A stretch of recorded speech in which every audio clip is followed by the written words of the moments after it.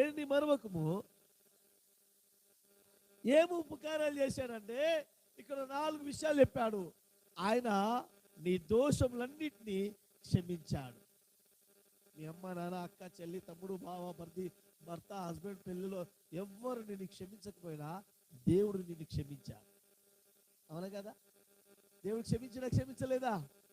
ఎన్నో అపరాధముల చేత పాపముల చేత చచ్చిన మన బ్రతుకులను నా దేవుడు మన జీవితాల్లో ఏం చేశాడంటే ఆయన క్షమించాడు. ఆయన క్షమించాడు కాబట్టి ఈరోజు ఆరాధన చేస్తున్నాము. ఆయన క్షమించాడు కాబట్టి ఈరోజు మనం పాటలు పాడుతున్నాము. ఆయన క్షమించాడు కాబట్టి మనం ఈరోజు ఆనందిస్తున్నాము. ఆయన క్షమించకపోతే మన పాపం మన మీదకి వస్తే మన పాపాన్ని మనం మోసే వాళ్ళము కాదు. కలవరి శిలువలో యేసయ్య తన ప్రాణాన్ని పెడుతూ కూడా, అయ్యా తండ్రి మీరేం చేస్తున్నారు, మీరు ఎరుగరు కనుక వీరిని క్షమించమని చెప్పాడు.